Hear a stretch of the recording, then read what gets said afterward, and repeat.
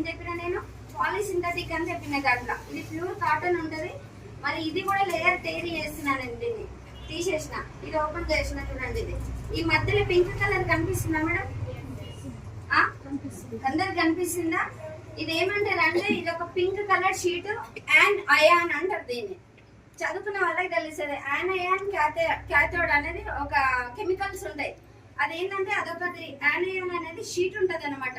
ఇదేంటిది మరి దీని మధ్యలో ఏం ఇందాక చెక్క పొట్టు మీద డైరెక్ట్ పడుతుంది, అదే మళ్ళీ లోపలికి రిలీజ్ అవుతుంది, అవునా? మరి ఇక్కడ యానయాన్ ఏదైతే షీట్ ఉందో మన ఫ్లూయిడ్ దీని మీద పడడం వల్ల యాంటీ బ్యాక్టీరియల్ బ్యాక్టీరియా, మన కంటికి కనబడని బ్యాక్టీరియా అది అనేది ఇది పీల్ చేసుకొని దాన్ని అక్కడనే లాక్ చేసేస్తుంది అనమాట. లాక్ మీన్స్ ఇక్కడ ఇక్కడ ఇక్కడ ఇక్కడ స్ప్రెడ్ కానీ అది ఇక్కడ లాక్ చేసేస్తుంది. ఏమైతుంది, మనం మార్నింగ్ నుంచి ఈవినింగ్ వరకు మనం వాడినా కూడా ఎలాంటి సైడ్ ఎఫెక్ట్స్ అనేది రాదు.